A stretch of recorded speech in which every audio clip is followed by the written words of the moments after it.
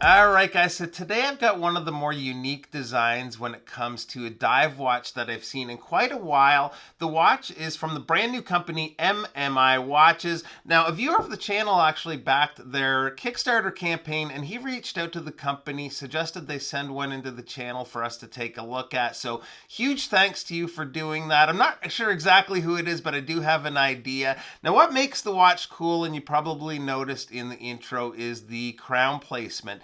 And it has a really unique look. It's a bit of a larger watch, but due to that crown placement, it does wear fairly good on wrist. So let's get into the watch. Alright, so before we get to the MMI, I just got to show you this beauty and kind of a sneak peek of an upcoming video. I've been wearing this gorgeous watch the last few days. This is the Golden Tuna reissue. I did a video on this quite a few months back, but at the time I was really busy and I didn't give it the attention that it really deserved, and I've wanted to get it back in. This is actually on loan from a friend of mine, Chris. So he lent this in, as well as another tuna actually, but I'm going to be doing a video on this probably the next video I post here in the next couple of days, so look out for that. This is just too cool. This is an awesome watch from Seiko. But to the MMI, so first off, there was one thing I wasn't crazy about with the watch, although MMI has offered a solution, and that is the name. The watch was named after the Dumbo octopus. Like a lot of you guys, I'm sure, I can't help but associate the name with the Disney character. They've gotten some feedback on that, and the watch will be offered both with and without the name on the dial, which I think is a good call.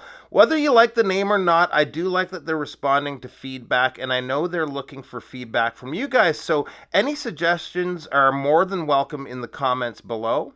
Now, I want to get right into the specifications and measurements, and we're going to start with the case width, which comes in at a hefty 46 millimeters. There's no lugs from tip to tip. It's a little shorter, actually, at 45.5 millimeters. The lug opening is 24 millimeters, and the thickness is 16 millimeters. So it's definitely a bigger watch, although with the lugless design and the crown position, that does help with wearability. The water resist is a huge 500 meters. They're using a domed sapphire crystal, and the watch houses the NH35 movement, although there's an upgrade option on their Kickstarter campaign for the Sellita SW200. The standout feature of the watch has to be that crown placement. I don't think I've ever seen it done quite like that. I thought it might be a little bit hard to use, but that's not the case at all. It's very easy to grip, turn, and when you screw it back in, it feels like it might have a triple lock crown system, and that's probably the case considering the water resist. The cushion case is brushed other than the band of polish work around the top and bottom edge of the case. There's the helium escape valve at the 9. We have the company logo engraved on the case back. The crown is signed with that same logo. The dial is framed with the gray chaptering, then an orange minute track printed on the dial. Nice handset that's just the right length with the orange second hand matching the minute track. The applied indices along with the hands and bezel are loomed using BGW9.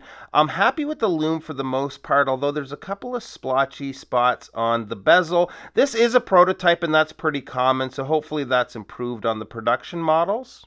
The bezel is a 120 click coin edge bezel. The insert is ceramic. It's got great action. It's very easy to grip and turn. Feels good in hand when using it, and if we can get the pip back to the 12, everything is lining up just right. So I want to give you guys a look on wrist here, and at the same time we'll talk about the pricing.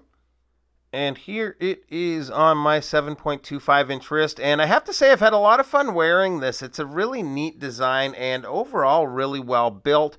The look isn't going to be for everybody, but if this is for you, the pricing isn't bad at all. These start at $295 for stainless steel with the NH35. Then they go up depending on the movement and materials. They also have DLC and bronze models and options for straps and bracelets.